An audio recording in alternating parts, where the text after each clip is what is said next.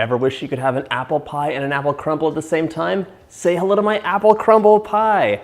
Delicious caramelized apples inside of a crisp butter crust with a crumble topping. Hey, you're watching Preppy Kitchen, where I, John Cannell, teach you how to make delicious homemade dishes to share with your family and friends. This apple crumble pie won't make itself, so let's get started. First off, I'm whipping up my favorite butter crust. This is gonna have 2.5 cups or 300 grams of all-purpose flour. I'm putting this right into my food processor. Pop it on, 1/4 teaspoon of salt, in you go, and 1/4 cup or 50 grams of granulated sugar. Pop the top on and just pulse it up to combine. Now it's time to add 1 cup or 226 grams of cubed cold butter. So cube the butter, keep it in your fridge until you're ready to use it. So add this in. And now we're gonna pulse it until we have like little lentil-sized pieces. Just to show you what it looks like a rough mixture. Small little crumbles in there. I have a big bowl of ice water and 2 tablespoons of fresh lemon juice at the ready. I'll probably be adding about 1/4 cup of ice water. We'll see how it goes. Pulse as you drizzle. And the 2 tablespoons of fresh lemon juice. If you're using the food processor, after you pulse, as you take your finger off, it should kind of just do this. If that doesn't happen, go ahead and add a tablespoon at a time while you pulse. Okay, it just did it. You know this is ready because you can take a handful out very carefully, place it in the palm of your hand, squeeze it together, and it holds its shape, mostly. So this is now ready to roll out. Perfect. Dump the mixture out. This looks like it's a crumbly mess, but it's perfect. And all I have to do is press it together. I like to use the pastry mat just to work this a little bit by compacting it. And then I don't need this, but I will slide it, fold it over on itself, and then slide it, just like that. Okay, and then fold it over again the other way. And you can see it totally brings it together. You're taking these little like crumbles of butter and sliding them to smash them into more of like a flake of butter, which is what I want. That's good. And now you could either wrap this in plastic, or if you're using a pastry mat, you can kind of just put the pastry mat into the fridge. So flatten it into more of a disc shape. I'll just put it in the fridge like this. This needs about half an hour to come together, although you could make this like a day or 2 in advance and just keep it in the fridge. While this chills, we're gonna make our easy and delicious filling. Into the fridge you go. To make the filling, you're gonna wanna peel, core, and slice 3 pounds of apples. Today, I'll use Granny Smith, but I often use like some Honeycrisp, some Fuji. Really depends on what I have and like what I feel like. Totally up to you. All right, let's get to peeling. If you have any helpers in the kitchen, now is the time to ask them to do something for you. My little toddler helpers are a little too small for this at the moment, but as soon as their hands can safely do this, they'll be helping. In case you're wondering, 3 pounds or 1.36 kilograms is about, 9 to 10 medium small apples. And this will fill up a 9-inch pie dish. If you want to make a larger deep dish pie, then you'll add a couple more apples in and everything else will stay the same. Time to cut the flesh from the core. And we're gonna give these a nice even slice. You want the apple pieces to be roughly the same thickness so they all bake at the same time. Time to slice them up. Let's think about 1/4 inch or less. And as you slice, no, no, no, yes, yes, yes. Use your knuckles as a guide. You don't wanna cut your fingers off. Pie is not worth it. If you saw my We Planted an Apple Orchard video, which you can click up here for, you'll know that we planted an apple orchard, but those apples are not ready yet. And we also have a ton of old apple trees on the property, but they're also not ready yet. So these ones came from the store, but I'm very excited to use some of my delicious apples from our own farm. Okay, take a breath. You deserve it. Now it's time to finish prepping this. For me, apples, lemon, and cinnamon go hand in hand. I love the brightness of the lemon juice, the warmth of the cinnamon, and the sweetness of the apples all mixed together. So I'm gonna add 1/4 cup of freshly squeezed lemon juice over this and just let it sit there. It's not really to preserve the color of the apples, it's to add a bit of flavor in here. You could totally skip the lemon juice if you hate lemons for some reason, so it's somewhat optional. Now we're adding 2/3 of a cup of granulated sugar. It's about 133 grams, I believe. And then it's time for the spices. I'm keeping this really nice and simple. I'm adding half a teaspoon of cinnamon. In we go.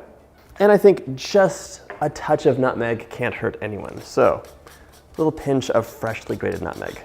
If you wanted to, you could definitely add some of your favorites, allspice, cardamom, ginger, whatever you like.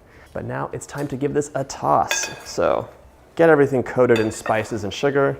It's like a delicious salad. Here's the deal. I'm gonna take this onto the skillet and start cooking the apples down because I wanna release a ton of juices from them. They have too much juice in there and it's gonna make your crust like really soggy. No one wants a soggy crust. What we wanna do, take the juices, cook them down into a caramel, fold that back into the apples, and then we can bake that in our pie. It's gonna be delicious. So right now, we're gonna go onto the stove and get a big skillet out. Let's go. Add a 1/4 cup or 70 grams of unsalted butter into a large skillet over medium-high heat and let it melt, and then we'll add those apples in. Okay, after your butter melts, add in all those apples. We're gonna cook this over medium-high heat for about 2 minutes while moving things around. Wanna give it a nice start. The smell is beyond amazing right now. You've gotta make this recipe, hello. After your apples have cooked down for a few minutes, you'll see they released a ton of juices, and then it's time to add 1 tablespoon of cornstarch in. Just sprinkle it in. Sprinkle, sprinkle, little star. And mix it in. Now it's time to reduce to medium-low and cover. This will cook for about 7 minutes, and this is a cover for those pans, in case you ever wondered. I get a lot of questions about these discs. Cover it up. While that's simmering down, go ahead and melt half a cup or 113 grams of unsalted butter in a small-ish bowl. It's for the crumble and it needs to melt but cool before we use it, so just have it ready. My apples cooked down for 7 minutes and now it's time to strain everything into a bowl. So I want to separate the apples from their juices. There we go. This goes back over your burner. Now, try and get all the liquid out of your apples and set these aside for a minute. Now, this liquid gold is gonna go back onto the stove and we're gonna cook it down until it bubbles and thickens. It's gonna smell amazing, but you'll definitely notice the change in consistency when it's ready. So let's go. Pour the liquid back in and get it all out. Now we're gonna place this over medium-high heat and just stir frequently. You don't want any part to burn. It should cook evenly. You'll see it bubbling almost right away, but it really has to thicken up before it's ready to take off heat. Oh, it's getting close. You can see that it's taking much longer to come back together. Okay, one last swipe and you can see it's really taking a while. It's kind of bubbling together as opposed to flowing together. Dump your apples back into the bowl and then transfer this very much more thickened liquid into the apples. And you can see this consistency is like some caramel amazingness over here.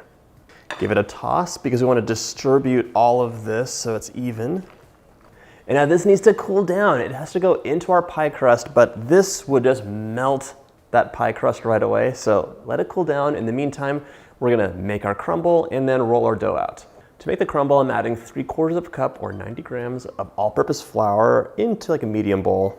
Half a cup or 100 grams of brown sugar, 1 teaspoon of cinnamon, half a teaspoon of salt, and we're just gonna mix it up really well. You can either make a crumble my way with melted butter, or you could use the cold cubed butter and cut it in. It's totally up to you. Both ways are fine.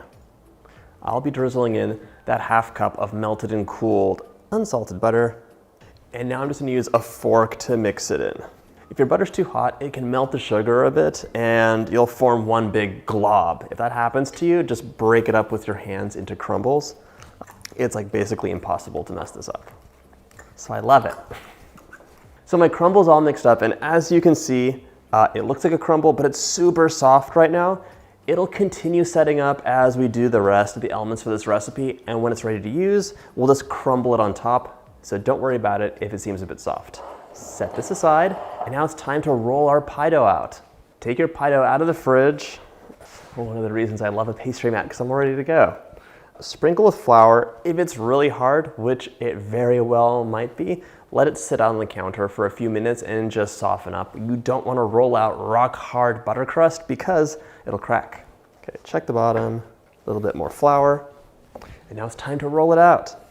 I'm using a French rolling pin, which is tapered. One of the things I like to do is roll the side out first, just like this, and then roll the middle out. Once your pastry dough yields to the touch, it's ready to roll out. And like, just don't worry about the cracking that much.